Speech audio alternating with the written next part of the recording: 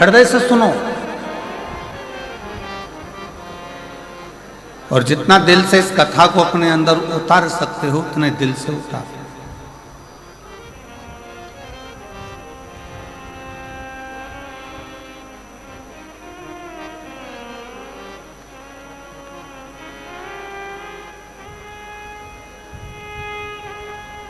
इस वीराने में, इस्माइली गांव छत्तीसगढ़ की इस पवित्र धरा पर जैसे शंकर भगवान एकांत में बैठकर इस पवित्र शिव महापुराण की कथा को विराजमान होकर श्रवण कर रहे हैं, वैसे ही आप और हम इस कथा का लाभ लें।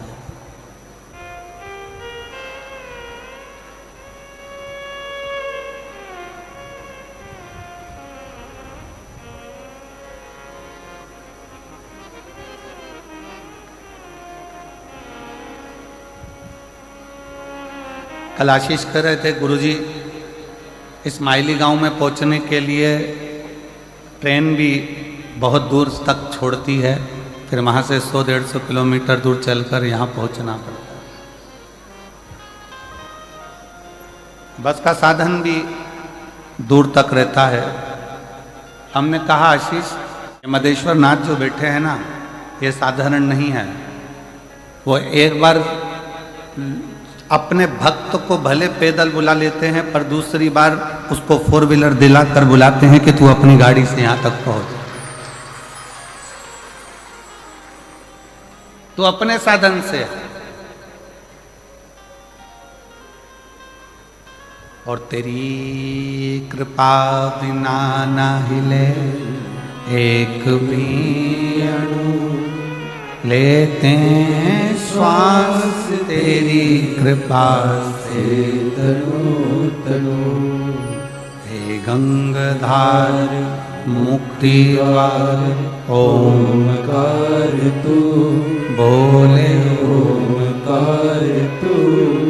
आयो शरण तिहारी शंभु तार तार तू। आप जिस भाव से, जिस हृदय से, जिस चित्त से, जिस वृत्ति से, जिस मन से भगवान शंकर की कथा को अपने भीतर उतारोगे, शिव उस भाव से आपको प्रकट होगा, उस भाव से आपको मिलेगा।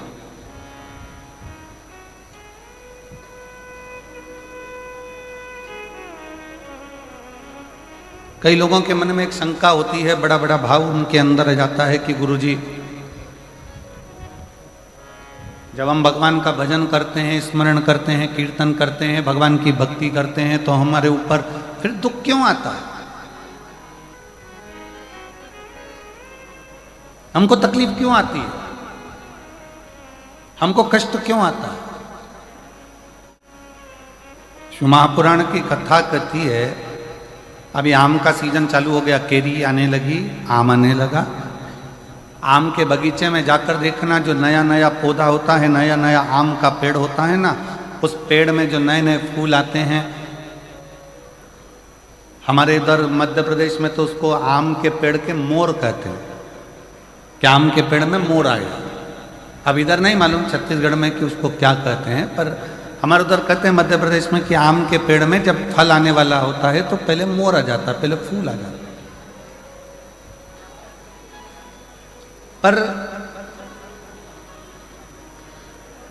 जब कोई नया आम का पेड़ होता है, पहली बार उसमें अगर फूल आता है, पहली बार अगर उसमें मोर आता है, तो बड़ा सुंदर दिखता है कि कितना सुंदर है, कितना विशाल है, कितना बढ़िया है। इसमें आम आएंगे, बहुत आएंगे, ढेरों आम लगेंगे और ढेरों आम इसमें लग जाएंगे। पर जो श्रेष्ठ माली होता है ना, आम के पेड़ को जो संभालने वाला होता है, जो श्रेष्ठ माली होता है, जो बगीचे को संभालने वाला माली होता है, वो क्या करता है? उस आम के पेड़ के, नए आम के पेड़ के मोर को, फूल को तोड़ लेता, तोड़कर उसको फेंक देता उसी पेड़ के नीचे।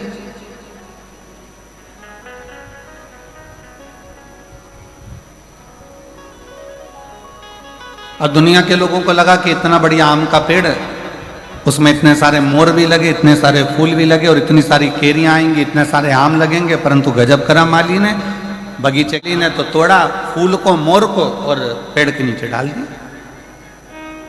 कई लोगों को गुस्सा भी आया,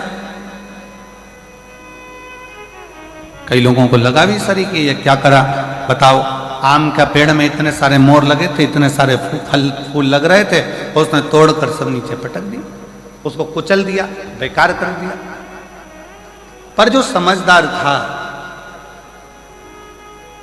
जिसकी चित्तवृत्ति में समझदारी थी, उसने माली को धन्यवाद दिया कि वारे माली तूने अच्छा करा, जो पहली बार नए वृक्ष में जो मोर आए थे, फूल आए थे, उसको तोड़कर तूने कीचड़ में डाल दिया, पेड़ की जड़ में डाल दिया। क्यों? क्योंकि हमारा एग्रीकल्चर कहता है, हमारी प्रकृति कहती है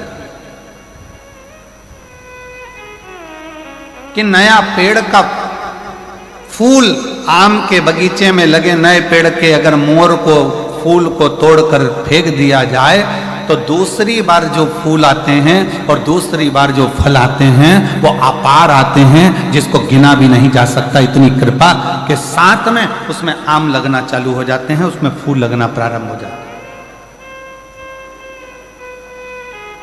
अब जो लोग कहते हैं कि बड़ा भगवान दुख देता है, बड़ा तकलीफ आती है, भगवान तकलीफ दे देते हैं, भगवान कष्ट देते हैं, भगवान दुख दे देते हैं, हम इतना पूजन करते हैं तो भी भगवान हमारी नहीं सुनता, हम इतना भजन करते हैं तो भी भगवान हमारी नहीं सुनता, हम भगवान को भक्ति करते हैं तो भी भगवान हमें कष्ट देता है। उसका कारण केवल इतना है, भगवान को धन्यवाद देना कि परमात्मा भी वो माली है, भगवान भी वो माली है। जैसे बगीचे का माली होता है वैसे वो परमात्मा भी माली है। और परमात्मा यदि तुम्हें कुचल रहा है, परमात्मा थोड़ा कष्ट दे रहा है, परमात्मा थोड़ा दुख दे रहा है, परमात्मा थोड़ा सा कष्ट अगर तुमको जीवन में दे रहा है, तो समझ लेना कि जैसे मोर को तोड़ा गया, फूल को तोड़ा गया और जड़ में डाला गया, जिससे ये पेड़ और उन्नति करे, और आगे बढ़े और बहुत उन्नति कर कर बहुत फल दे, उसी तरह भगवान भी अगर हमको दबा रहा है, कुचल रहा है, थोड़ा कष्ट दे रहा है, तो समझ लेना कि परमात्मा भी हमको बहुत आगे ले जाना चाहता है।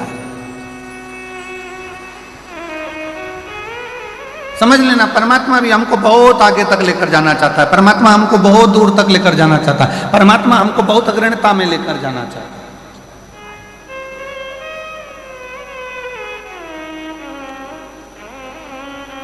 और शंभु शरणे पड़ी मांगू घड़ी रे, दुख काटो दया करी ने दर्शन आपो। शंभु शरणे पड़ी मांगू घड़ी रे घड़ी, दुख काटो दया करी न दर्शन आपो। शंभु शरणे पड़ी मांगू घड़ी रे घड़ी, दुख काटो दया करी न दर्शन आपो। शंभु शरणे पड़ी मांगू घड़ी रे घड़ी, दुख काटो दया करी न दर्शन आपो।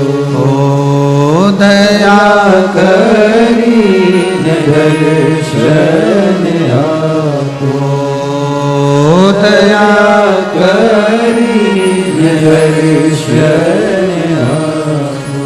भगवान शिव की कथा कर रही है।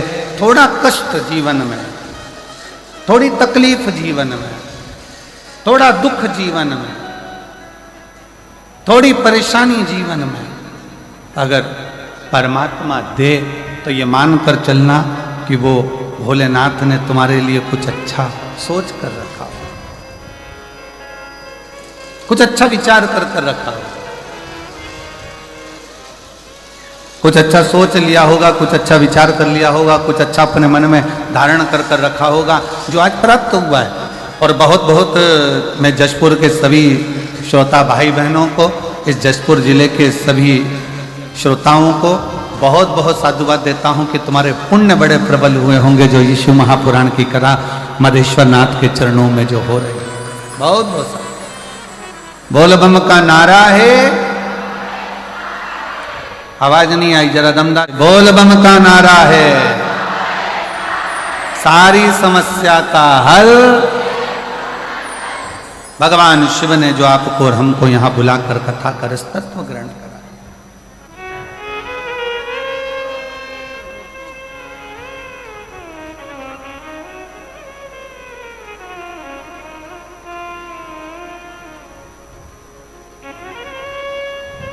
और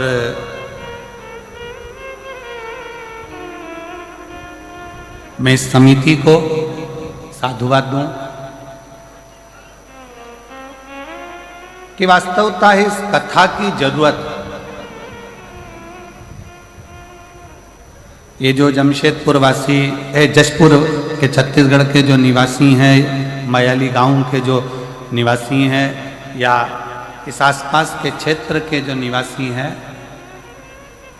वनवासी क्षेत्र के जो निवासी हैं, वो लोग बहुत दूर जाकर कथा को नहीं सुन पाते, बहुत दूर जाकर इस कथा का लाभ नहीं ले पाते। होता है किसी किसी के जीवन में बहुत सारे कष्ट भी होते हैं, परेशानियां होती हैं, धन की व्यवस्था नहीं हो पाती, कोई समस्याएं खड़ी रहती हैं, नहीं पहुंच पाती। पर कम से कम इस कथा के माध्यम से इस मयाली गांव में, जशपुर में, इसका माध्यम से वो श्रोता जो कभी किसी पंडाल में बैठकर कथा नहीं सुन पाए, कम से कम इस पंडाल में बैठकर कथा सुनकर अपने जीवन का आनंद तो पा लेंगे।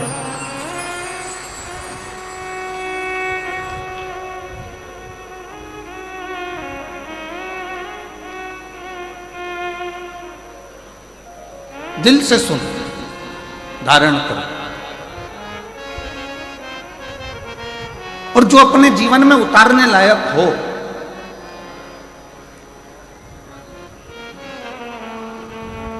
अपने जीवन में जो अच्छा लगे कि इस महापुराण के माध्यम से ये हमारे जीवन के लिए श्रेष्ठ है, वो ले लो, वो ग्रहण करो, वो धारण करो।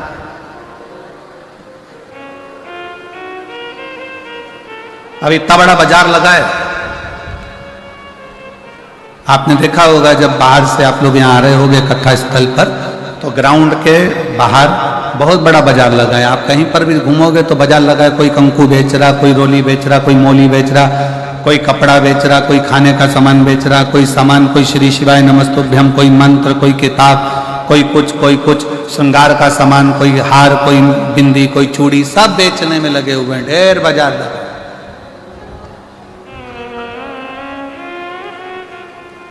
पर एक बात बताओ, जशपुर वालों जरा सावधानी से बताना, बाजार तो बहुत बड़ा लगा है, क्या पूरा सामान तुम खरीद लोगे? जम के बोलो जरा, जम के। नहीं, क्या खरीदोगे? जिसकी तुमको जरूरत है।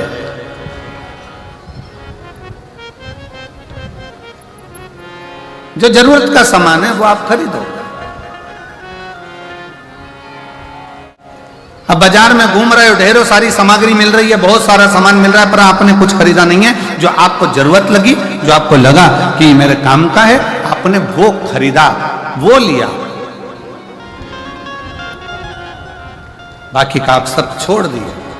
और अगर मन करा आपका कि नहीं मैं तो पूरा सामान खरीदूं, तो खरीद कर ले भी गए तो मालूम पड़ा कि वो सारा की सारा कबाड़ा हो गया, वो तो भंगार में चले गया, कबाड़े में चले गया, बेकार हो गया। जो काम का था वो तुमने ग्रहण करा। पूरे 3 घंटे की कथा में 1 बजे से 4 बजे तक जो ये जशपुर में मायाली गांव में जो मधेश्वर नाथ के चरणों में जो कथा हो रही है, इस 3 घंटे की कथा में जो आपको अच्छा लगे, पूरा बाजार भले ना भाई, पर जो आपके जीवन को अच्छा लगे कि मेरे जीवन को अच्छा है और ये मुझे उतारना चाहिए, मेरे जीवन को यह अच्छा कर सकता है, मेरे जीवन को ये श्रेष्ठ बना सकता है, उसको उतारने का प्रयास करो। जैसे बाजार में बहुत सारा सामान है पर लिया वही जाता है जो हमारे काम का होता है, उसी तरह कथा में बैठकर जो आपकी जिंदगी को सार्थक बना सके, जो आपके जीवन को श्रेष्ठ बना सके, उसको ग्रहण करने का प्रयास करें। और किया।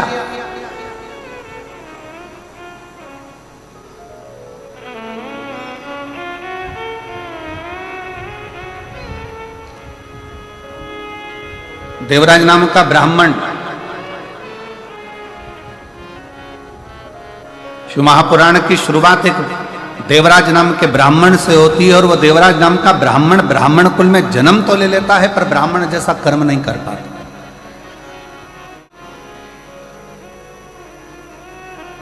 ऐसे संसार में न जाने कितने लोग हैं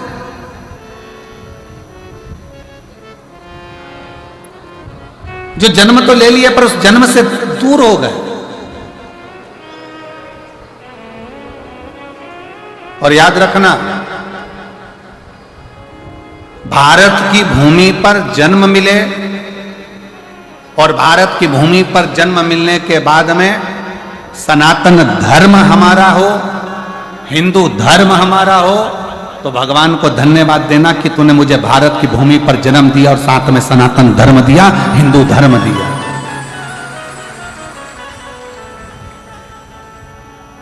जिस धर्म में काटना नहीं सिखाया,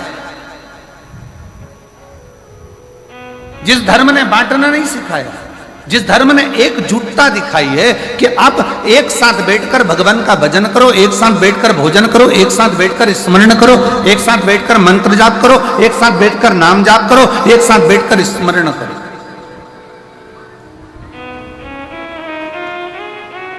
और उसका सबसे बड़ा प्रमाण सनातन धर्म ने इस 2025 में दिखाया, कुंभ का मेला, महाकुंभ, जिसमें करोड़ों करोड़ों 70 करोड़ के करीब में भक्त पहुंचे और एकजुट होकर मां त्रिवेणी के संगम पर स्नान करना, भगवान का मंत्र करना, एकजुट होकर भगवत स्मरण में डूबना, ये सनातनी ने अपनी एकता को जागृत कर संपूर्ण विश्व में दिखा दिया कि सनातन धर्म क्या है।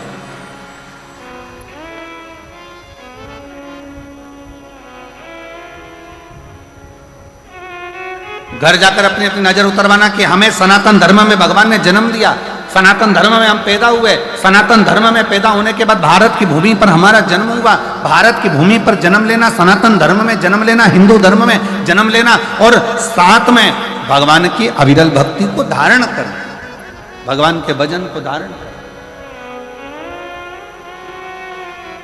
ऐसे कई है। शिव महापुराण में संवाद आता है देवराज नाम के ब्राह्मण का कि ब्राह्मण कुल में जन्म लेने के बाद भी वो ब्राह्मण नहीं बन पाए।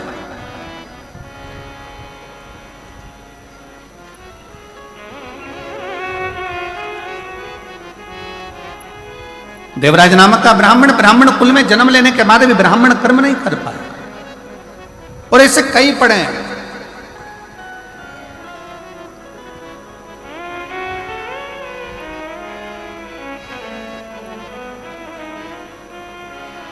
अरे तेरा ही दिया मैंने खाया पिया है, तेरा शुक्रिया है, तेरा शुक्रिया है। मुझे भोले बाबा ने बहुत दे दिया है, तेरा शुक्रिया है, तेरा शुक्रिया है। जायदाद दी है, औलाद दी है, ये जायदाद दी है, औलाद दी है। मुसीबत में हर वक्त इमदाद दी है, मुसीबत में हर वक्त इमदाद दी है। तेरा ही दिया मैंने खाया पिया है, तेरा शुक्रिया है, तेरा शुक्रिया है। मुझे भोले बाबा ने बहुत दे दिया है, तेरा शुक्रिया है, तेरा शुक्रिया है। अगर बहुत अच्छे कुल में जन्म मिल जाए, मानव का शरीर मिल जाए और मानव के शरीर के साथ में ये भगवान से प्रार्थना करना कि पूर्ण शरीर, कई कई संसार में ऐसे भी जन्म हैं, किसी को भगवान ने एक नेत्र नहीं दिए, किसी को आंखों की रोशनी नहीं दी, कोई कोई ऐसा जन्मा जिसको श्रवण शक्ति नहीं दी, कोई कोई ऐसा जन्मा कि जिसको भगवान ने वाणी नहीं दी, कोई कोई ऐसा जन्मा जिसको भगवान ने चरण नहीं दिया, कोई ऐसा जन्मा जिसको भगवान ने हाथ नहीं दिया, कोई ऐसा जन्मा जिसको भगवान ने बुद्धि नहीं दी, कोई ऐसा जन्मा जिसको भगवान ने विवेक नहीं दिया। पर भगवान ने अगर तुम्हारा शरीर पूरा दिया है, पांव दिए, हाथ दिए, नेत्र दिए, श्रवण दिया, वाणी, सोचने समझने की बुद्धि दी, तो भगवान को धन्यवाद देना कि तेरी कृपा बड़ी हम पर है जो तूने हमें पूर्ण शरीर दिया। ये तेरी कृपा से मिला।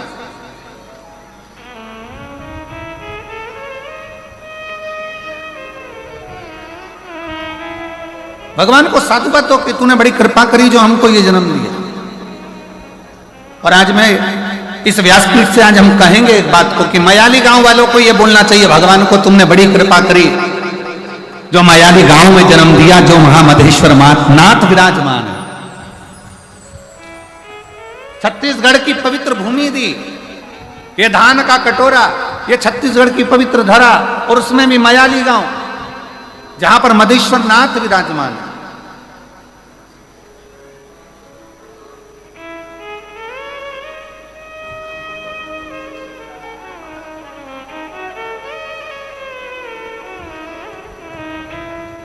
ये तेरी कृपा से मिला है, तेरी दया से मिला है, तेरी करुणा से मिला है। और उसमें भी जन्म मयाली गांव में मिल गया, मधेश्वर नाथ के चरणों में मिल गया, और उसमें भी इतना बड़ा जशपुर छोड़कर, तहसील छोड़कर कथा भी मिली तो मयाली गांव वालों को मिली। ये भी एक बड़े श्रेष्ठ भाग्य।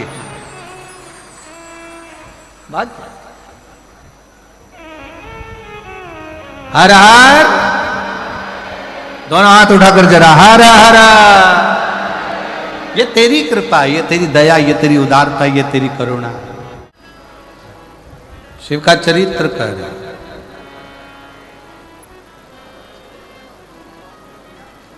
कोई पुण्य हमारे और आप जो हम शंकर तक पहुंचे, शिव तक। और देखिए, अभी आपको कहा था कि जो एक बार कैलाश की यात्रा न कर कर आया हो, वो एक बार छत्तीसगढ़ के जशपुर मयाली गांव आकर ये कैलाश की दर्शन, ये मधेश्वर नाथ का दर्शन जरूर कर।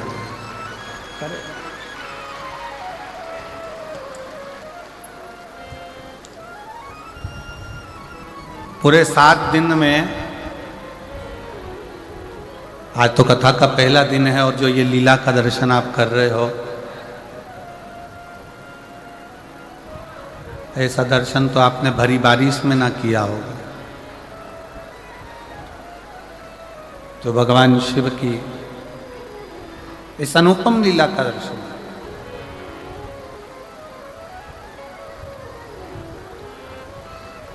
देवराज नाम का ब्राह्मण कुल में जन्म तो ले लिया, पर ब्राह्मण कर्म से वंचित रह गया। भगवान से प्रार्थना करना कि अगर हमें जन्म दिया है सनातन धर्म में, हिंदू धर्म में, तो हम वो सनातन धर्म, हिंदू धर्म में प्रयास करें कि अपने जीवन को हम सार्थक बनाएं। के ना गलत मार्ग पर ना जाए, गलत विचारों में ना जाए, गलत दृष्टि में ना जाए, गलत भावों में ना जाए।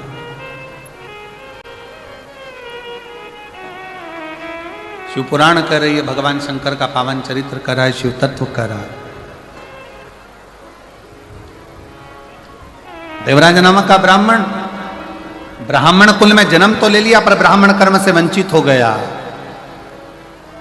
और फिर निवेदन है, अगर पत्नी, बच्चा, परिवार की बात रहे ना, तो मेरा शंकर निभा सकता,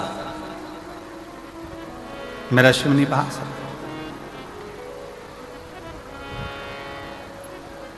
भगवान साथ कब छोड़ता है? बहुत ध्यान लगाकर सुनिएगा जरा कि परमात्मा साथ कब छोड़ता है? जब व्यक्ति गलत राह पर चल देगा, गलत मार्ग पर चल देगा।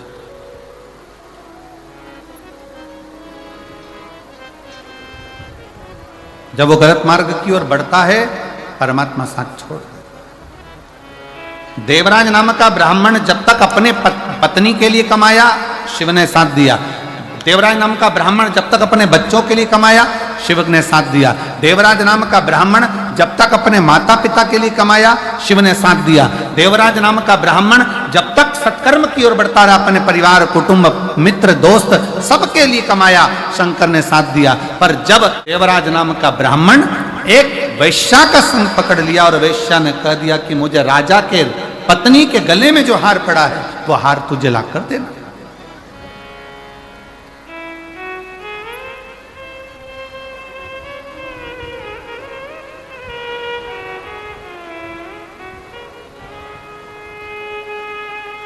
एक गलत स्त्री का संग। और हमने पहले भी कथा में कहा है, ध्यान लगाकर सुनिएंगे तो स्मरण में रहेगा, पराया धन और पराई स्त्री। पराया धन और पराई स्त्री एक दिन व्यक्ति को बर्बाद कर देगी।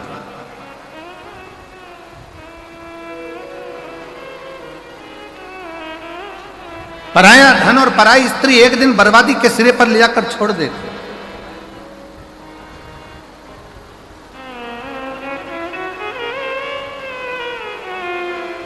थोड़ा स्मरण में रखे, आपको स्मरण में रहिए। करोड़ों का किसी का धन पड़ा हो ना, किसी का वैभव पड़ा हो, करोड़ों की दौलत पड़ी हो ना, वो किसी काम की नहीं है। अगर आपकी है तो आप स्वीकार करिए।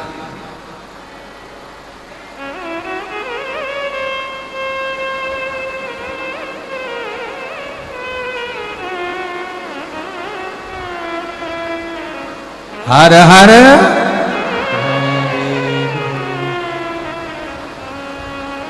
पराया धन और पराई स्त्री अगर स्पर्श मात्र भी हो जाए तो व्यक्ति को बर्बाद कर।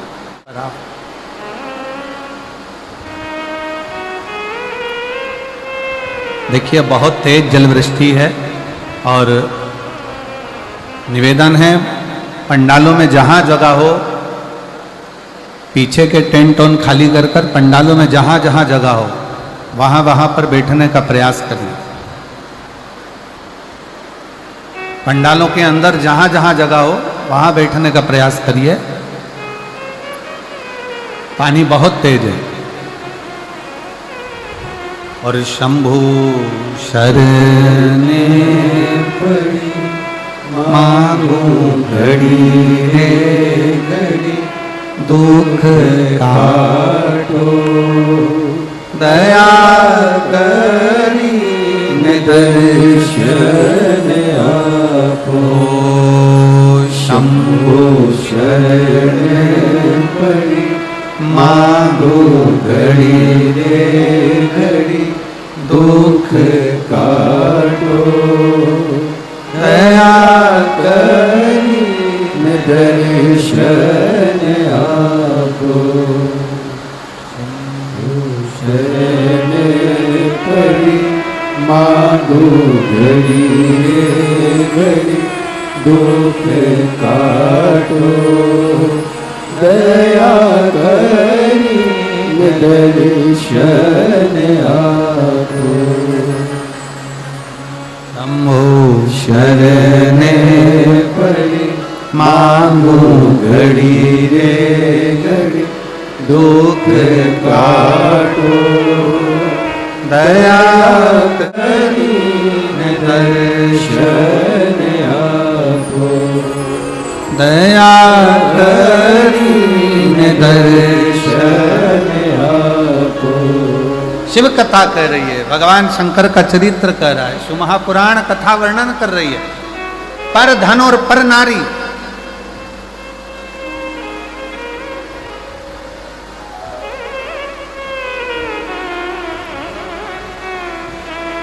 पर धन पर स्त्री का जब संग पड़ गया तो व्यक्ति बर्बाद हो गया, व्यक्ति नष्ट हो गया।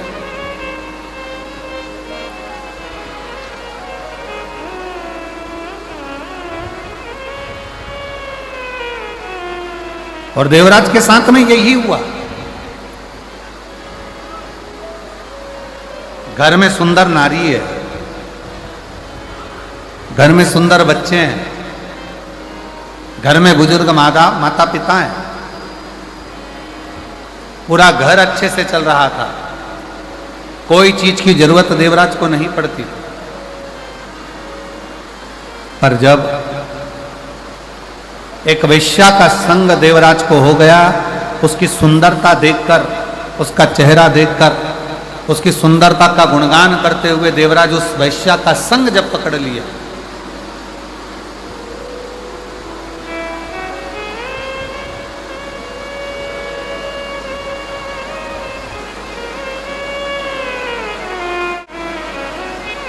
फिर निवेदन है, जो लोग छोटे पंडालों में हैं उनसे निवेदन है बड़े पंडालों में आ जाए। पानी बहुत तेज है और जहाँ जहाँ जगह मिलती जाए वहाँ आप लोग आनंद से विराजमान हो, बैठें, क्योंकि जलवृष्टि बहुत तेज है, उसका स्मरण आप लोग रखें।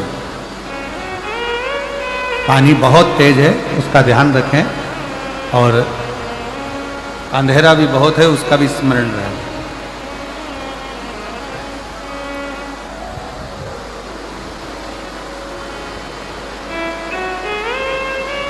घर में सुंदर नारी है, घर में सुंदर स्त्री है, घर में सुंदर बच्चे हैं, विद्वान बच्चे हैं, घर में बुजुर्ग माता पिता है, पर देवराज नामक का ब्राह्मण एक गलत स्त्री के चक्कर में, गलत नारी के चक्कर में पड़ गया।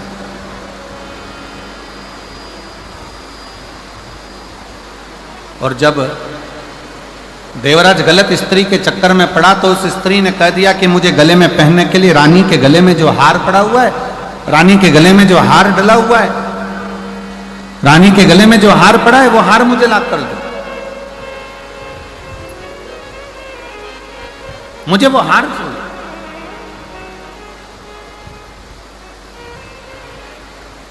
सुना देवराज, अभी तक देवराज ने कभी भी चोरी नहीं करी, देवराज ने कभी गलत कर्म नहीं करा था, गलत कृत्य नहीं करा था। केवल एक स्त्री के चक्कर में पड़कर, एक नारी के चक्कर में पड़कर, एक पर स्त्री के चक्कर में पड़कर देवराज ने चोरी का क्रम पहली बार प्रारंभ करा और चोरी करने के लिए राजभवन में पहुंच गए।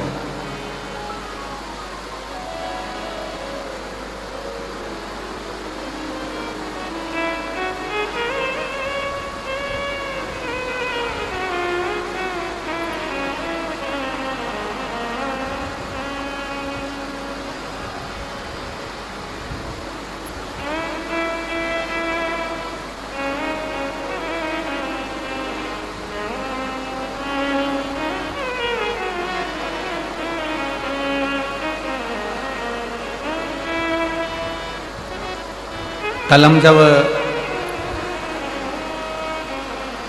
मयाली गांव के लिए रायपुर से चले थे, मैं दीदी को कहूँगा कि जब मयाली गांव से चले तो वहाँ रायपुर में पहुँचने से पहले हमने सूचना करी कि हम जब मयाली पहुँचे तो बाबा को, मदेश्वर नाथ जी को थोड़ा गंगा जल चढ़ा लें। पर मदेश्वर नाथ जी पर गंगा जल नहीं चढ़ पाया, क्योंकि वो जो हेलीकॉप्टर से चढ़ना था वो व्यवस्था उस हिसाब से पूर्ण नहीं हो पा रही। हमारे साथ में माननीय स्वास्थ्य मंत्री जी थे दीदी, तो वो स्वास्थ्य मंत्री जी बोले, गुरुजी गंगा जल तो साथ में है पर शंकर जी को चढ़ नहीं पा रहा। तो हमने उनसे कहा कि अब बाबा को गंगा जल कल कथा के समय पर ही चढ़ जाए।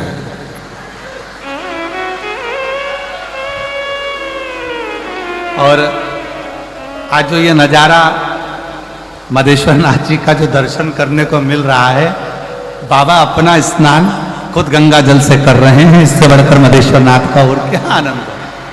यही शिव। दोनों हाथ उठाकर एक बार प्रेम से हर हर महादेव। और वो गंगा जल का जो घड़ा है दीदी, वो घड़ा आज भी हम जान ठहरे हुए हैं नांदेकर जी के यहाँ, ऐसा कुछ नाम है उनका, उनके ठहरे तो वहां गंगा जल का घड़ा आज भी रखा हुआ है। अभी आगे शिव शिव है।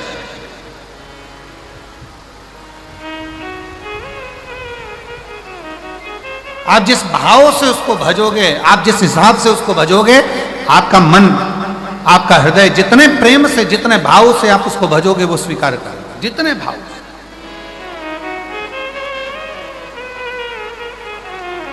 एक स्त्री का संग क्या पकड़ा उस देवराज नामक के ब्राह्मण ने, गलत संगत में पड़ गया, चोरी करने में लग गया, गलत विचारों में आ गया, गलत दृष्टि में आ गया, गलत कार्य में जाने लगा।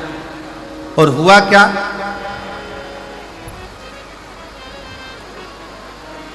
आखिरी में फिर हुआ क्या कि वो देवराज जब चोरी का धन लेकर, वो देवराज चोरी का धन लेकर, सामान लेकर आया और शरीर में पड़ने लगा ताप, तो विचार करा कि अब ये चोरी के धन को लेकर मैं कहां जाऊं।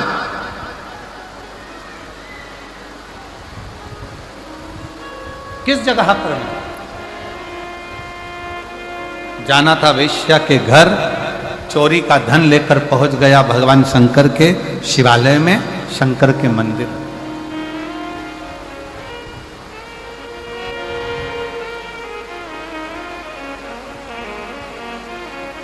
और चोरी का धन लेकर जब वो शंकर के मंदिर में पहुंचा, शिवालय में पहुंचा, शंकर के मंदिर में जैसे ही गया, शरीर में इतना ताप पड़ रहा था कि वो दुबक कर चोरी के धन को अपने अंदर छुपाकर और एक कोने में जाकर एक दीवार से टिक कर बैठ गए। अब देवराज को यह नहीं मालूम कि वो चोरी का जो धन लेकर चला है, वो चोरी का जो धन लेकर पहुंचा है, उसको तो लग रहा था कि कोई साधारण स्थान होगा। ब्राह्मण कुल में जन्म लेकर वो कभी तो मंदिर नहीं गया था, ब्राह्मण कुल में जन्म लेकर कभी वो शिवालय नहीं गया था, ब्राह्मण कुल में जन्म लेने के बाद कभी उसने भगवान का नाम उच्चारण नहीं करा था। पर पहली बार चोरी के धन को लेकर, चोरी के आभूषणों को लेकर वो शंकर के मंदिर में एक दीवार से छुपकर बैठ गए।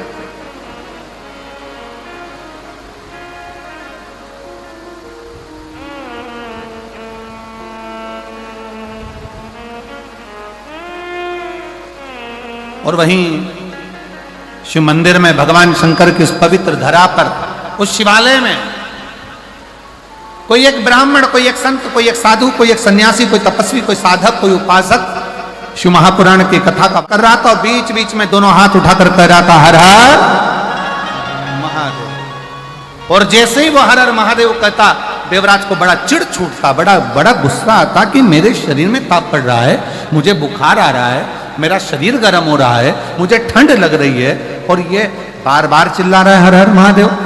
देवराज को क्रोध आ गया। शिव कथा कहती है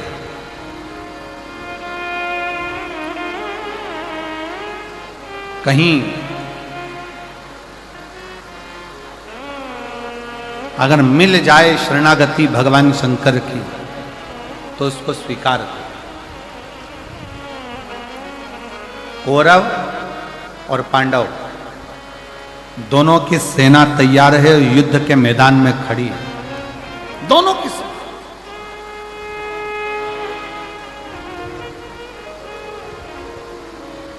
कौरवों की सेना भी खड़ी और पांडवों की सेना भी खड़ी, दोनों मैदान में।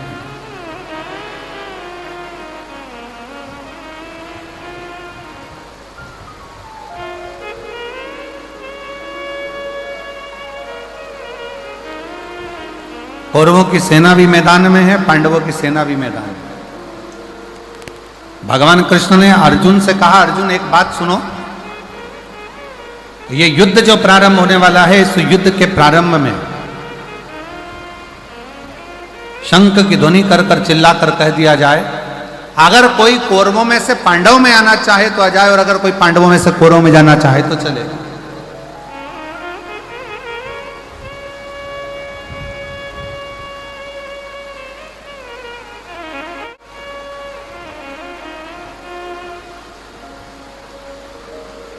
मान लो यदि कोई कौरव में से पांडव में आना चाहे तो वो आ सकता, और यदि कोई पांडवों में से कौरव में जाना चाहे तो वो जा सकता।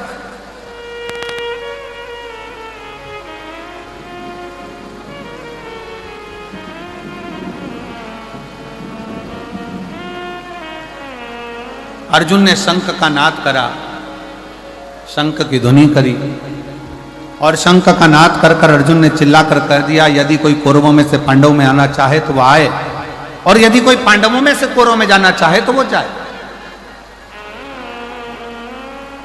पर पांडवों में से एक भी कौरव में नहीं गए।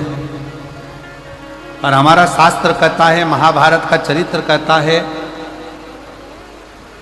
महाभारत के पवित्र चरित्र में वर्णन आता है, केवल एक था कौरव का चौथे नंबर का भाई,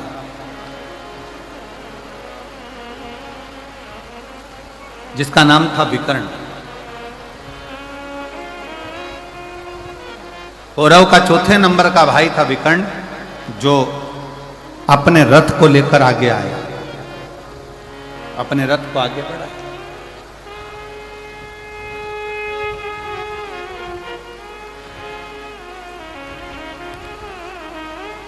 और विकर्ण ने जैसे ही रथ आगे लिया, कौरव ने आवाज लगाकर कहा, कौरव चिल्लाकर कहे, दुर्योधन ने कहा कि विकर्ण तू मेरा भाई है, चौथे नंबर का मेरा भाई है, मेरा सगा भाई है, और तू पांडवों के साथ में जा रहा है।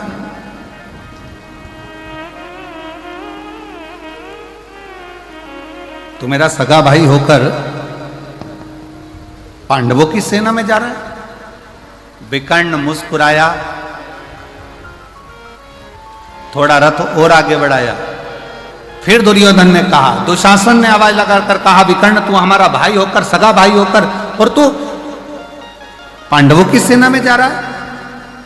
आखिरी में विकर्ण से रहा नहीं गया और विकर्ण ने कहा, भैया दुर्योधन, भैया दुशासन, सुनो, मैं पांडवों की सेना में नहीं जा रहा हूं, मैं धर्म की लड़ाई लड़ना चाहता हूं, इसलिए मैं पांडवों की सेना में नहीं, जो रथ को हाँक रहे हैं द्वारकानाथ, जो रथ को चला रहे हैं भगवान कृष्ण, विकर्ण कहता है मैं उन कृष्ण की शरणागति में जा रहा हूं। आप ये ना सोचे कि मैं पांडव के पास जा रहा हूं, मैं तो कृष्ण की शरणागति में पहुंचा।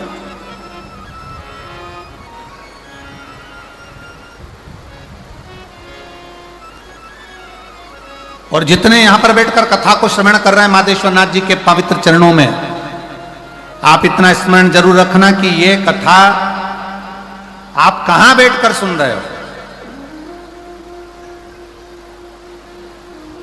आप किस भूमि पर बैठकर सुन रहे हो।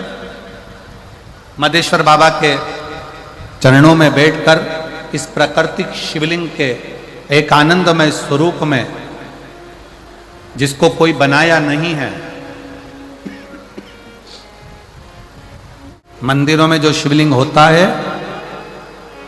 उसका निर्माण कोई ना कोई करता है, पर आज आप लोगों को प्रसन्नता होना चाहिए कि जिस शिवलिंग के चरणों में बैठकर आप कथा सुन रहे हो, इसको किसी ने गढ़ा नहीं है, इसको किसी ने बनाया नहीं है, ये स्वयं प्रकृति का दिया हुआ वो भगवान शंकर का आनंदमय स्वरूप है, जिसके चरणों में बैठकर आप और हम इस कथा का लाभ ले रहे हैं। और देखो, मानो तो गंगा माँ हूं और ना मानो तो बहता, जम के बोलो जरा, ना मानो तो बहता, अब मान लो तो मैं गंगा हूं, और ना मानो तो पानी तो बह रहा है, तुम्हारी मर्जी पड़े तो डुबकी लगाओ, तुम्हारी मर्जी पड़े तो नहाओ, तुम्हारी मर्जी पड़े तो ले जाओ, तुम्हारी मर्जी पड़े तो जाओ।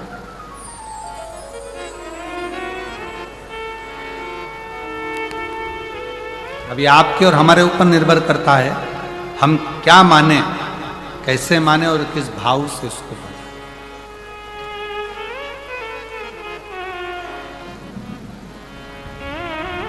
देवराज,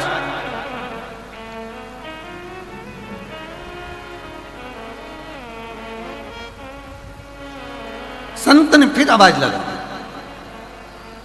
जैसे विकर्ण अपने रथ को आगे लेकर आ गया और दुर्योधन कहता रहा कि तू मेरा सगा भाई है, तू मेरा अपना है, और तू पांडवों की सेना में जा रहा है, पांडवों की ओर जा रहा है। कहा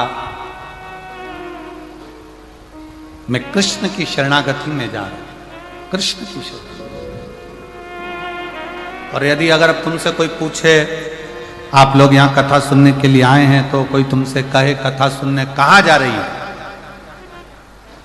क्यों जा रही है, तो कह देना कथा सुनने के लिए मैं कहीं दूसरी जगह नहीं जा रही, जहां पर मेरे शंकर भगवान स्वयं विराजमान है, कंकर शंकर के रूप में मेरे शिव विराजमान है, ऐसे मदेश्वर नाथ के चरणों में उनके घर कथा श्रवण करने के लिए, उनके बोल बम का नारा है, मैं उनके चरणों में कथा श्रवण करने के लिए, मैं कहीं और नहीं।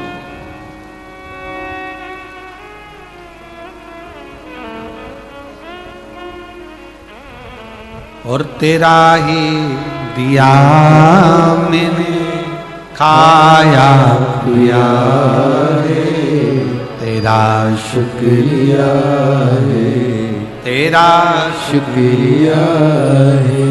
जब हम हृदय से बाबा के चरणों में बैठकर एक बार दिल से बाबा से प्रार्थना करते हैं तो बाबा स्वीकार करता है। एक पत्र है बड़ा सुंदर, देखिए।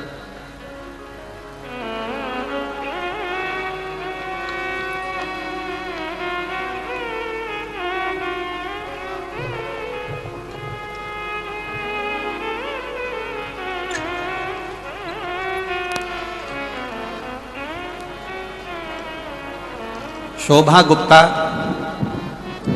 निवासी बंदचुआ,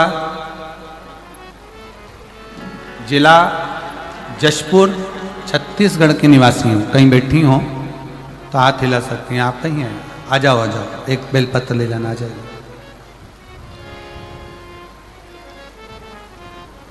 शोभा गुप्ता निवासी, जिला जशपुर, छत्तीसगढ़ की निवासी। पत्र को आप लोग एलईडी पर पढ़ सकते हैं, पत्र एलईडी पर दिख रहा। मैं आपकी कथा 2020 में पहली बार श्रवण करी थी, तब से अब तक कथा सुन रही हूं। मेरे 2 बेटे हैं, जिसका नाम अतुल गुप्ता, अमित गुप्ता है। मेरे पति का निधन 2000 में हो गया, गुरुदेव। पति के जाने के बाद थोड़ी समस्याएं इतनी घिर गई कि दुख की जिंदगी चालू हो गई। कौन संभाले? मेरे बड़े बेटे की उम्र उस समय पर 7 वर्ष की थी और छोटे बेटे की उम्र उस समय पर 5 वर्ष की। गुरुदेव, दोनों को पढ़ाना, मेरे अपने दोनों बच्चों को मैंने सरकारी स्कूल में पढ़ाया।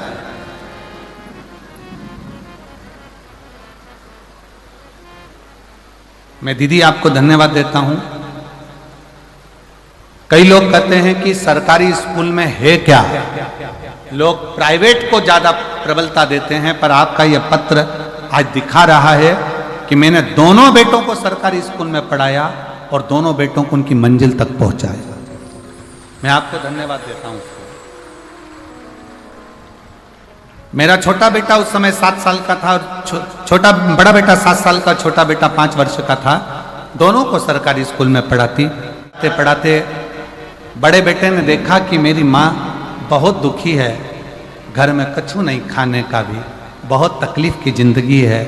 तो बड़ा बेटा पढ़ाई करते करते करते करते दुकान खोल ली और दुकान चलाने लगा। अब ऐसा लगता था कि भगवान ने थोड़ा सा हाथ पकड़ा। गुरुदेव, लोग कहते हैं शिव महापुराण की कथा सुनने से होता क्या है? मैं कहती हूं मेरा पहले का जो 2000 में पति गए, उसके बाद का जो जीवन कटा वो संघर्ष का कटा।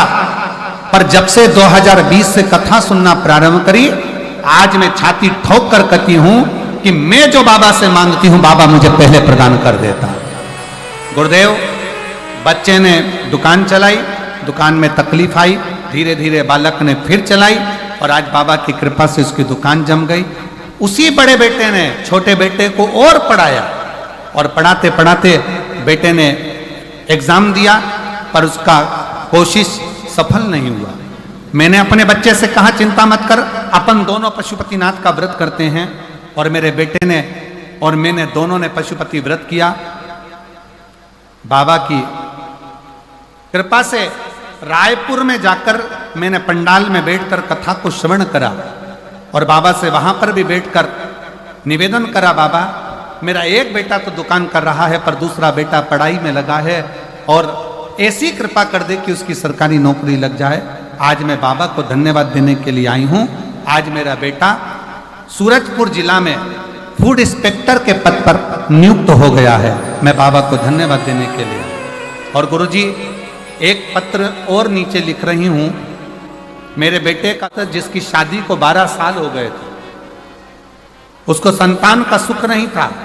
मैंने उसको पशुपतिनाथ का व्रत और सफेद आंकड़े की जड़ के बारे में बताया और 12 साल के बाद मेरे बेटे के दोस्त के घर में पुत्र रत्न की प्राप्ति हुई। मैं बाबा को धन्यवाद देने के लिए यहाँ आई।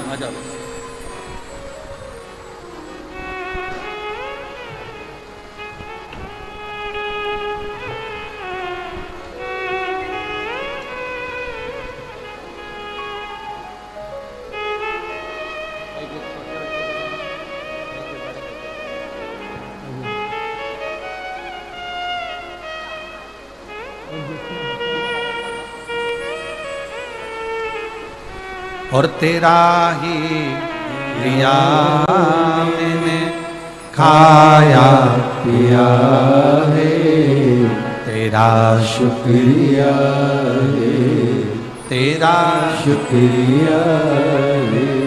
मुझे भोले बाबा ने बहुत दे दिया है, तेरा शुक्रिया है, तेरा शुक्रिया है।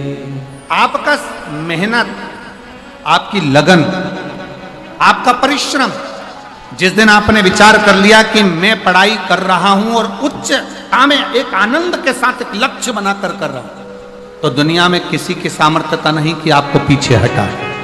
आप अपने लक्ष्य में आगे बढ़ोगे। हमने पहले भी कथा में कहा, आज फिर कहते हैं,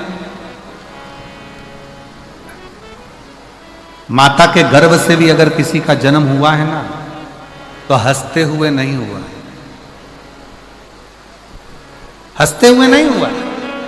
माता के गर्भ से भी अगर किसी का जन्म हुआ है तो वो रोते हुए हुआ है।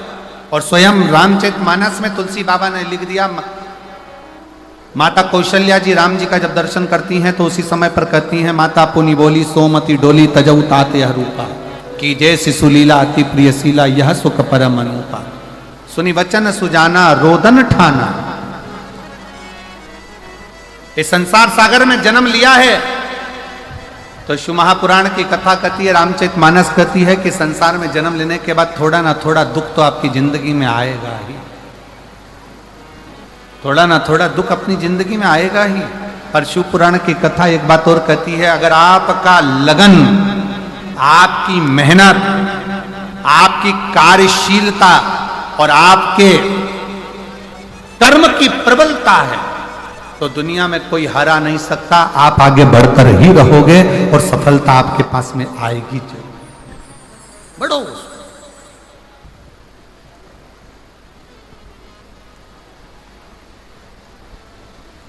सफलता मिलती है।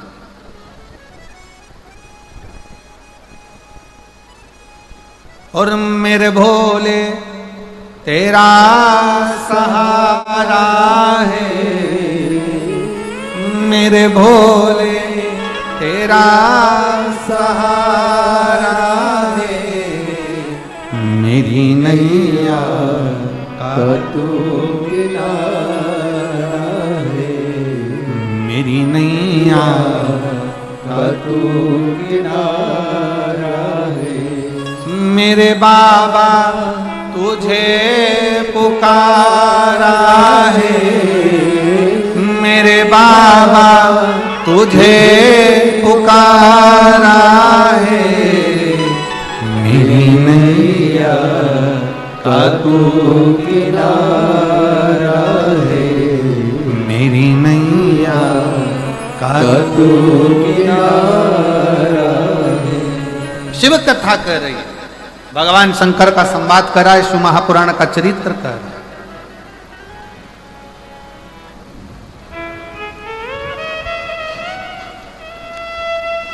शिव महापुराण का चरित्र करा। देवराज नाम का ब्राह्मण क्रोध में आ गया कि मेरे शरीर में कष्ट है, मुझे तकलीफ है, मुझे दुख है,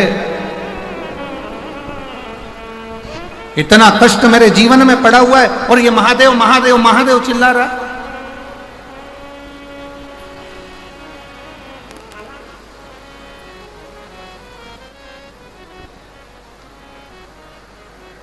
सुना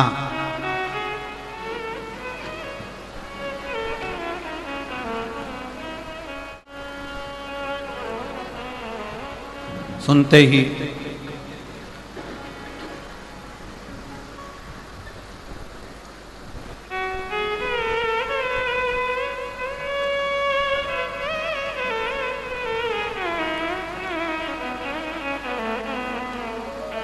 श्रवण करते ही क्रोध में आकर देवराज मंदिर से बाहर निकल गए। क्रोध में आकर मंदिर से बाहर,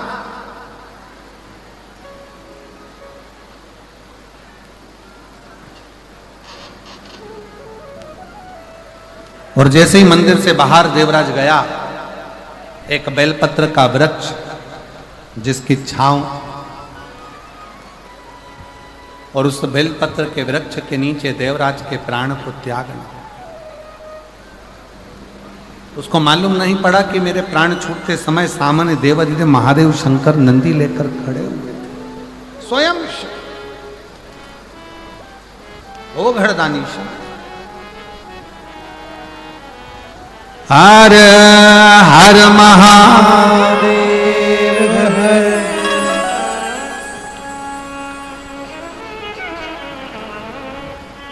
और धीमा बजाओ भोलानाथ डमरू, धीमा बजाओ, धीमा बजाओ भोलानाथ डमरू, धीमा बजाओ, धीमा बजाओ भोलानाथ डमरू, धीमा बजाओ, धीमा बजाओ भोलानाथ डमरू, धीमा बजाओ, धीमा बजाओ भोला, धीमा बजाओ, धीमा बजाओ भोला, धीमा बजाओ, धीमा बजाओ भोला, धीमा बजाओ, धीमा बजाओ भोला, धीमा बजाओ, धीमा बजाओ भोलानाथ डमरू, धीमा बजाओ,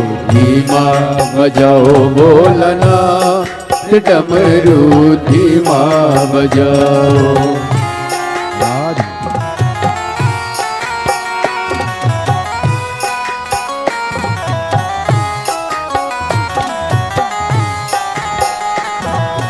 दोनों हाथों से ताली से बजाते हुए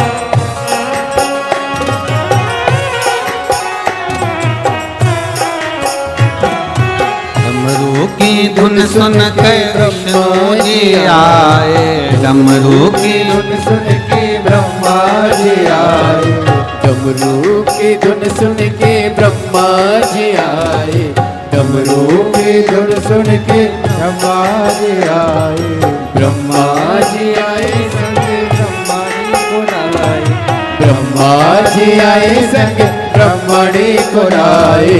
धीमा बजाओ भोलानाथ डमरू, धीमा बजाओ, धीमा बजाओ भोलानाथ डमरू, धीमा बजाओ डमरू, धीमा बजाओ।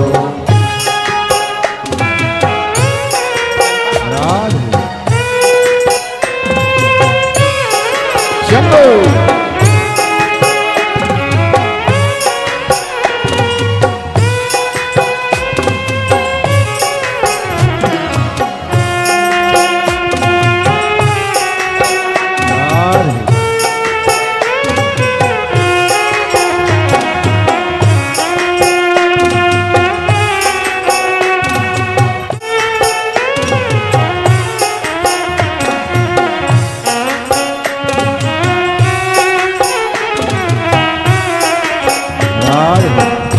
दोनों हाथों से ताली से बजाते हैं प्रभाव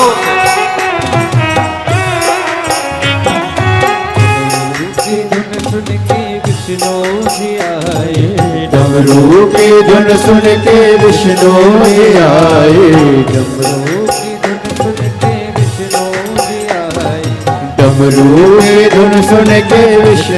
जी आए,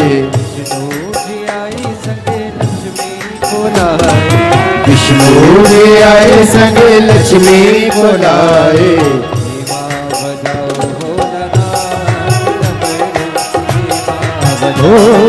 धीमा बजाओ भोलानाथ डमरू, धीमा बजाओ, धीमा बजाओ भोलानाथ डमरू, धीमा बजाओ, धीमा बजाओ भोलानाथ डमरू, धीमा बजाओ। शंभो राधे हरि बोल।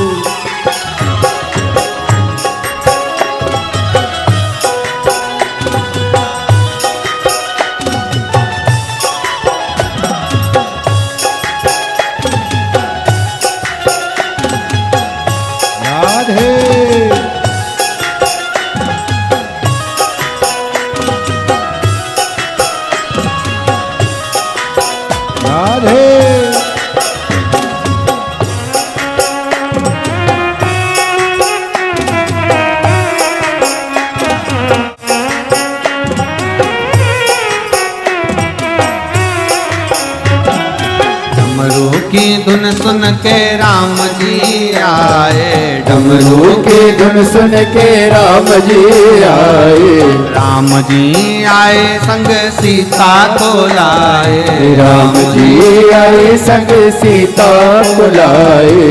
धीमा बजाओ भोलानाथ डमरू, धीमा बजाओ, धीमा बजाओ भोलानाथ डमरू, धीमा बजाओ, धीमा बजाओ भोलानाथ डमरू, धीमा बजाओ, धीमा बजाओ भोलानाथ डमरू, धीमा बजाओ, धीमा बजाओ भोलानाथ डमरू, धीमा बजाओ, धीमा बजाओ भोलानाथ डमरू, धीमा बजाओ, धीमा बजाओ भोलानाथ डमरू, धीमा बजाओ, धीमा बजाओ भोलानाथ डमरू, धीमा बजाओ, डमरू धीमा बजाओ, डमरू धीमा बजाओ, डमरू धीमा बजाओ, डमरू धीमा बजाओ, डमरू धीमा बजाओ, डमरू धीमा बजाओ,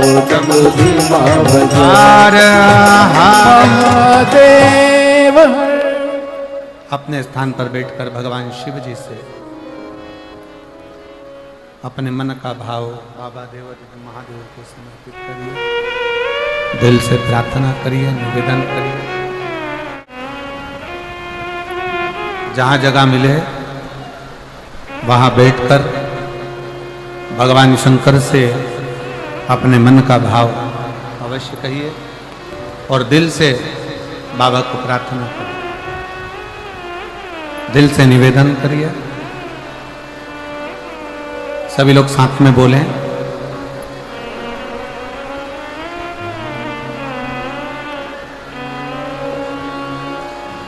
श्री शिवाय नमस्तुभ्यं।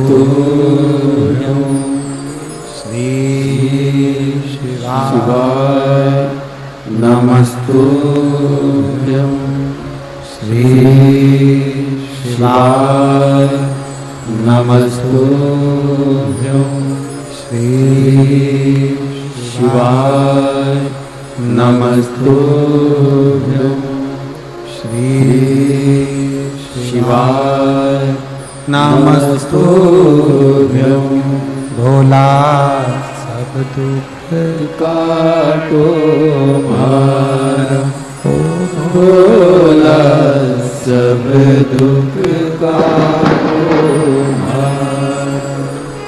शिव शंकर जपूं तेरी माला, भोले बाबा जपूं तेरी माला। भोला सब दुख काटो मारा, ओ भोला सब दुख काटो मारा। वेश है मंगल मंगलकारी, वेश है मंगल मंगलकारी। शमशान वासी हमारा, शमशान वासी हमारा। ओ भोला सब दुख काटो मारा, ओ भोला सब दुख काटो मारा।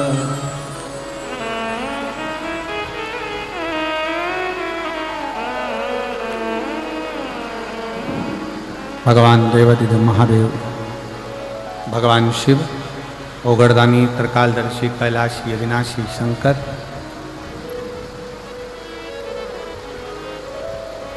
जो संपूर्ण विश्व का कल्याण करने वाले हैं, ऐसे भगवान शिव देवराज नाम के ब्राह्मण को स्वयं नंदी पर बिठा कर लेकर गए।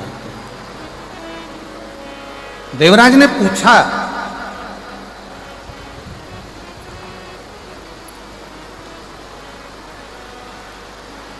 देवराज मन में एक संशय जागृत हुआ कि मैंने कभी भजन नहीं किया, ना मैंने कभी दान करा, ना पुण्य करा, ना संकीर्तन करा, ना कभी शंकर भगवान को एक लोटा जल समर्पित करा।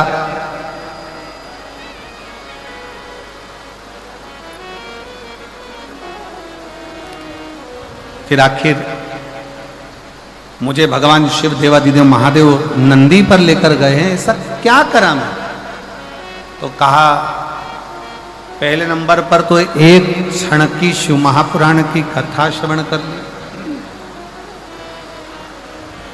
दूसरे नंबर पर बेलपत्र के वृक्ष की छांव में तेरे प्राण गए, और तीसरा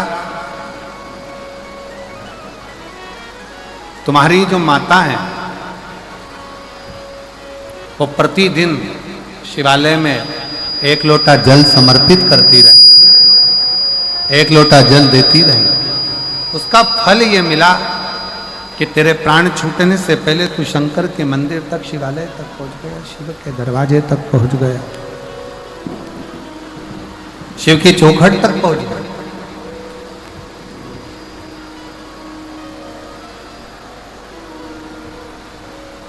शंकर के मंदिर तक, शिवालय तक तू पहुंच गया।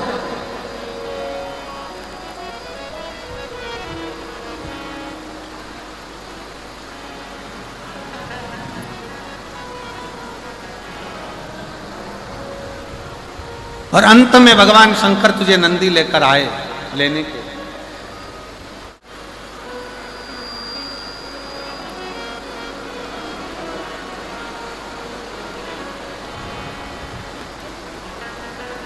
भले कुछ ना किया हो जीवन में, पर शिव महापुराण की कथा कहती है, अगर कभी योग लग जाए और कहीं ऐसा मौका लग जाए कि अपने नजदीक में कहीं शिव तत्व शंकर की कथा हो रही हो तो 1 क्षण 2 क्षण श्रवण अवश्य करें, पहुंच कर कथा का लाभ अवश्य।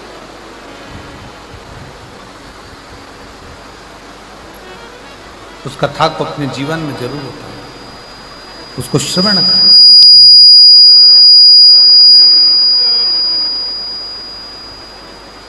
अपने जीवन में उसको उतारें। शिव महापुराण की कथा देवराज नामक का ब्राह्मण श्रवण करें, सुने।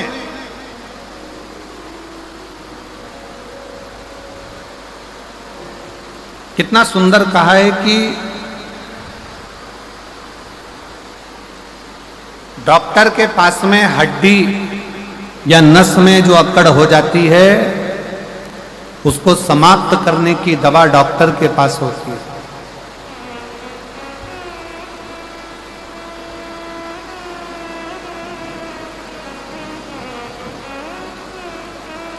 शरीर में घुर्राटे आते हैं तो उसकी दवा डॉक्टर के पास होती है।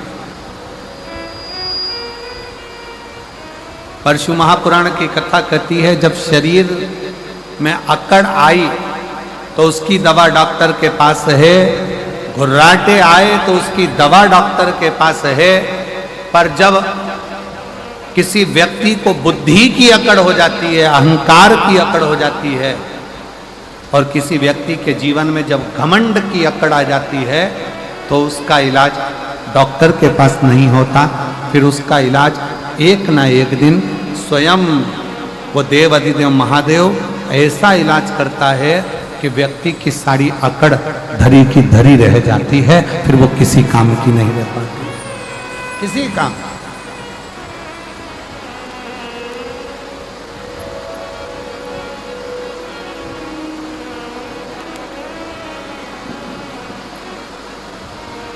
फिर वो किसी कर्म की नहीं, वो किसी काम की नहीं।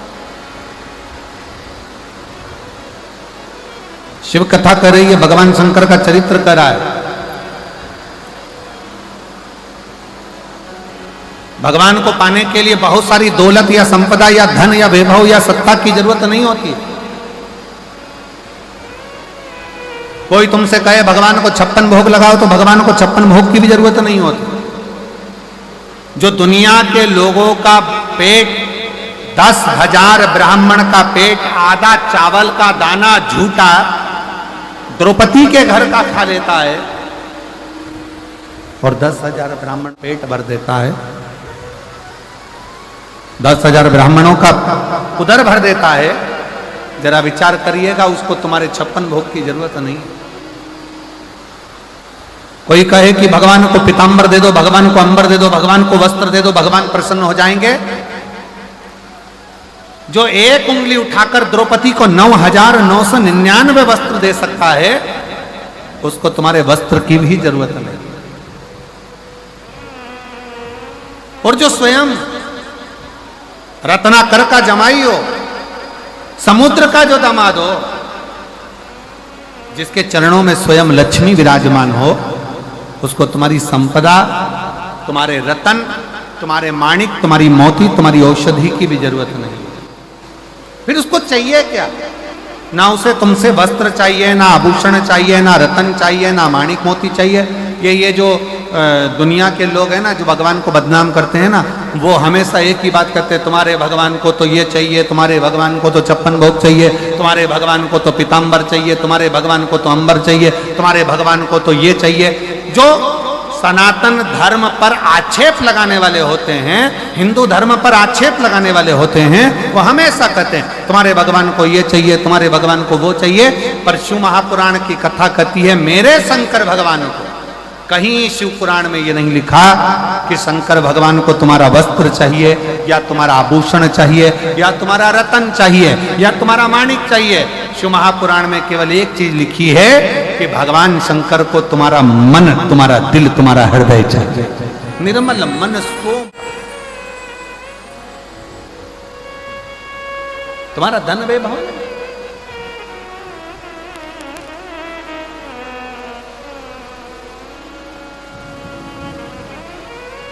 और हम तो बाबा के भरोसे चलते हैं, हम तो बाबा के भरोसे चलते हैं। ये दुनिया वाले चलते हैं, ये दुनिया वाले चलते हैं, हम तो बाबा के भरोसे चलते हैं, हम तो बाबा के भरोसे चलते हैं। शिव कथा कर रही है, भगवान शंकर का संवाद करा है। शंकर भगवान को ना तुम्हारा रतन चाहिए, शंकर भगवान को ना तुम्हारा अंबर चाहिए, शंकर भगवान को ना तुम्हारा पीताम्बर चाहिए, शंकर भगवान को ना तुम्हारा माणिक चाहिए, शंकर भगवान को ना तुम्हारा मोती चाहिए, शंकर भगवान को ना तुम्हारी दौलत चाहिए। शिव पुराण कहती है शंकर भगवान को केवल एक चाहिए, वो तुम्हारा हृदय, तुम्हारा दिल, तुम्हारा मन, तुम्हारा चित्त, तुम्हारी वृत्ति, केवल एक।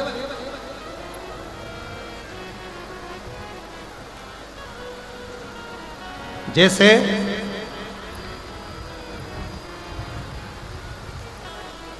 आज की पत्नी को कैसा पति चाहिए?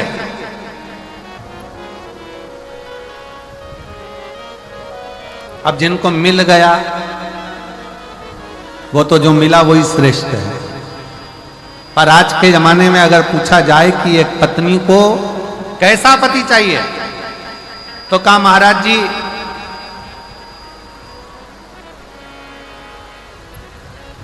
पर्स में माया हो,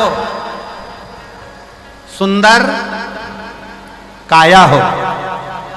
अरे जम के तो बोलो जरा, आज की स्त्री को कैसा पति चाहिए कि पर्स में जम के बोलो जरा, माया हो, सुंदर काया हो, घर में काम करने वाली आया हो।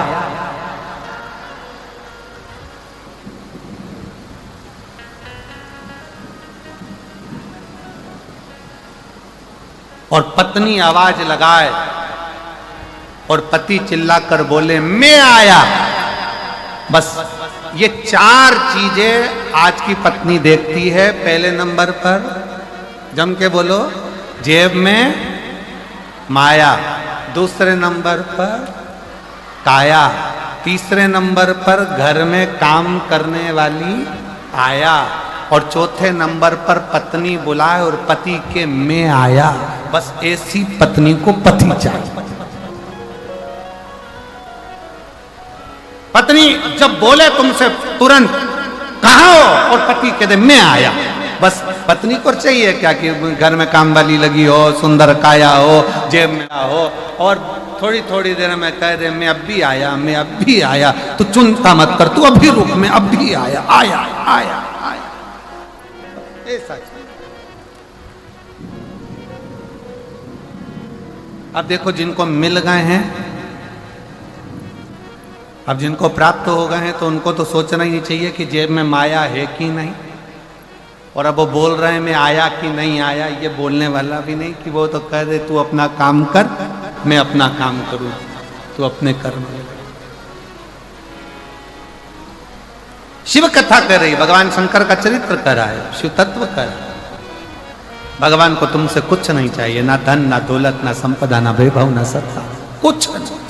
भगवान को तो केवल तुमसे एक ही चीज चाहिए, निर्मल मन सो मोहि पावा, और मोहि छल छिद्र कपट ना भावा। भगवान कहते हैं मुझे तुम्हारा नूतन हृदय चाहिए, निर्मल मन, केवल हृदय, और वो भी निर्मल।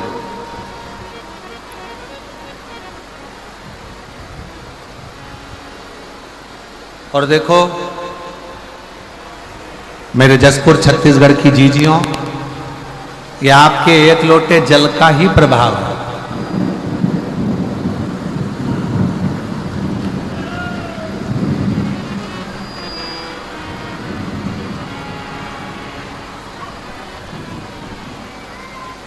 अच्छा बोलो, ईमानदारी से बोलो रे जसपुर वालों, आप इतने बड़े मेरे मदेश्वर महादेव का अभिषेक कर सकते थे क्या?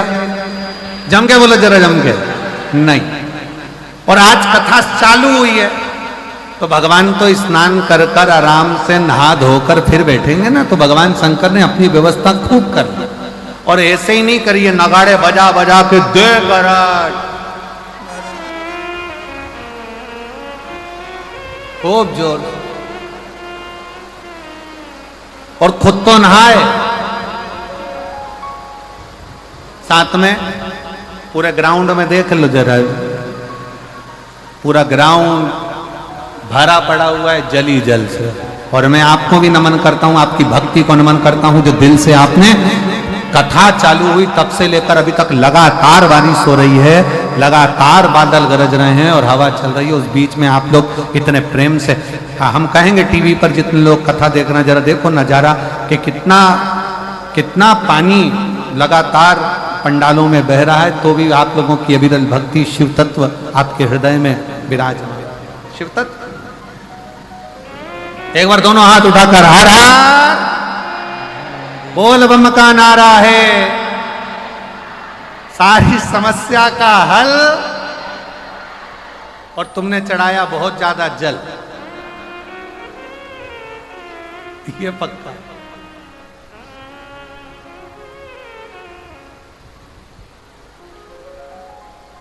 शिव कथा कर रही है, भगवान शंकर का चरित्र। आगे वर्णन आया, एक बिंदुक नाम का ब्राह्मण था जिसकी धर्म पत्नी का नाम चंचुला, जिसकी पत्नी का नाम चंचुला। और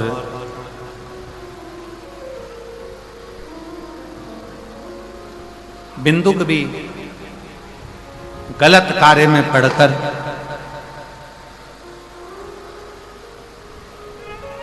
पानी में डूबकर मर गया, प्राण छूट गया।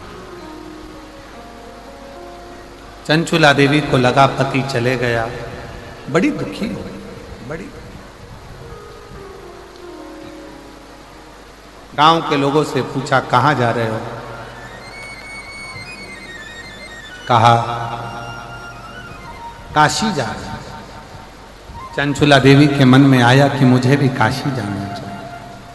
कभी नहीं गई, कभी। शिव महापुराण की कथा कर रही है, जीवन में अगर मन में भाव प्रकट हो जाए तुम्हारे कि मैं आज तक काशी नहीं गई, मैं आज तक कथा पंडाल में कथा श्रवण नहीं करने गई, नहीं गई, मैं आज तक बाबा धाम नहीं गई, बाबा बैद्यनाथ जी का दर्शन करने नहीं गई, तो शिव महापुराण की कथा कहती है जीवन में एक बार ऐसा लक्ष्य बनाओ कि बाबा तू ऐसी कृपा करना, करुणा सागर है, कृपालु है, दयालु है, दया सागर शिव, कि मैं भी कथा के पंडाल में बैठकर कथा सुनूं और मैं भी तेरा दर्शन करने के लिए काशी तक, मैं भी तेरा दर्शन करने के लिए कुबेरेश्वर धाम तक आ सकूं। ऐसी कृपा कर।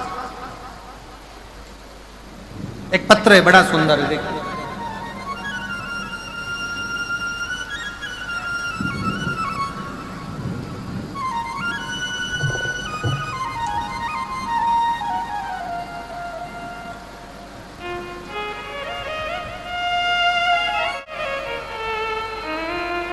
गुरुजी,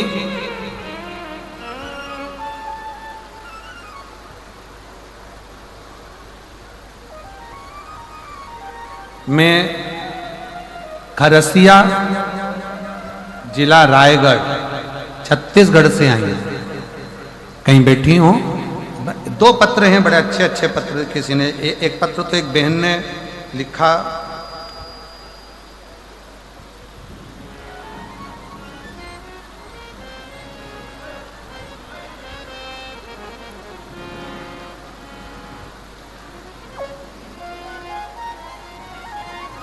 सोमेश्वरी रामेश्वरी धनसेना, मैं रायगढ़ भूप देव पर से आई हूं। आ जाइए, आ जाओ, आ जाओ। मैं रामेश्वरी धनसेना रायगढ़ भूपदेव पर से आई हूं। मेरा पति नकुल धनसेना, गुरुदेव,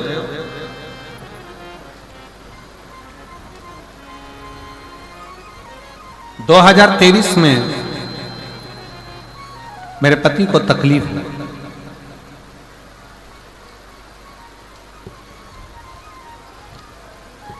और सारे डॉक्टरों का इलाज करवा लिया पर कोई आराम नहीं लगा। आखिरी में मेरी बहन, छोटी बहन ने कहा कि एक काम करो कि तुम इनको रायपुर ले जाओ। रायपुर में लेकर गए।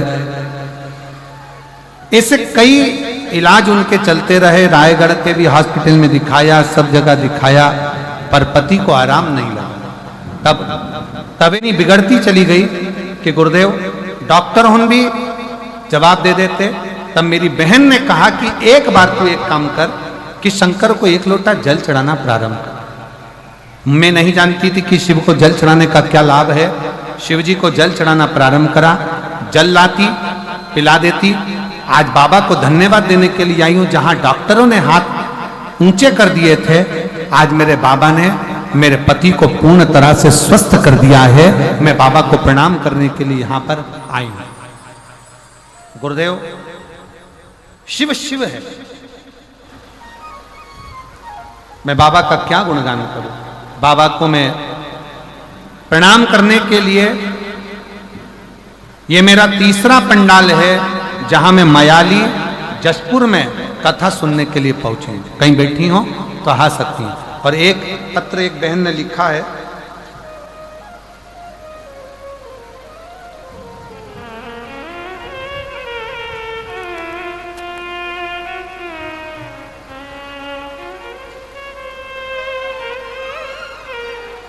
खरसिया जिला रायगढ़ से एक प्रश्न है। अच्छा प्रश्न है आप लोगों के लिए भी और हमारे लिए भी।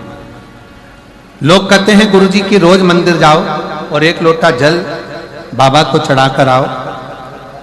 मेरे घर के अंदर शिव जी का मंदिर है, तो क्या मैं घर में शंकर जी को जल चढ़ा सकती हूँ? तो मेरा बेटी से निवेदन है, अगर कहीं बैठी हो तो एक बेलपत्र लेने के लिए आ सकती हैं। कहीं बैठी हो आ जाइए बेटा, आ जाइए। मेरा उस बेटी से निवेदन है जो खरसिया जिला रायगढ़ से आई है। मैं निवेदन करूंगा बेटी से, अगर आपके घर में शंकर का शिवलिंग है या आपके घर में शंकर का मंदिर है तो आप अपने घर में शंकर को एक लोटा चढ़ा सकते हैं। हमारे शिव महापुराण की कथा कहती है बाबा को तो जहां बैठकर जिधर बैठकर आप याद करोगे शिव उधर आप पर कृपा करेगा। ऐसा नहीं कि बाबा को दिखावे की जरूरत है। बाबा को तो केवल आपका जो निर्मल मन से एक लोटा जल जो आप बाबा को समर्पित करते हो, निर्मल हृदय से, निर्मल मन से, शिव उसको स्वीकार कर लेता है। शंकर उसे स्वीकार करता। आप दिल से भजो, दिल से स्वीकार। शिव कथा कर रही है। बिंदु के प्राण चले गए। चंचुला देवी ने बड़े भाव से काशी में जाकर कथा श्रवण करी और कथा सुनने का फल चंचुला देवी को यह मिला कि चंचुला के प्राण छूटकर चंचुला पार्वती जी की सहेली सखी, और पार्वती जी की सहेली तो बनी, साथ में तुमरुका जी से उसने शिव महापुराण की कथा का लाभ लिया। ऐसी शिव महापुराण की कथा जसपुर के मायाली गांव में आज 21 तारीख से चालू हुई है, जो 27 तारीख तक प्रदोष तक चलेगी। 1 बजे से 4 बजे तक इस कथा का लाभ आप और हम ले रहे हैं। आज जलवृष्टि ने बहुत दिक्कत दी है और हवा भी बहुत चली, पानी भी बहुत गिरा, पर बाबा की कृपा से कथा आपके विश्वास पर पूर्ण हुई। कल कथा का समय 1 बजे से 4 बजे तक रहेगा। स्वयं हाँ, इनको पहले भेजो। आ जाओ बेटा। ईसर जी, गोरा जी भी पधार रहे हैं। एक बार जोरदार ताली बजाएं। शिव महापुराण की कथा का लाभ लें।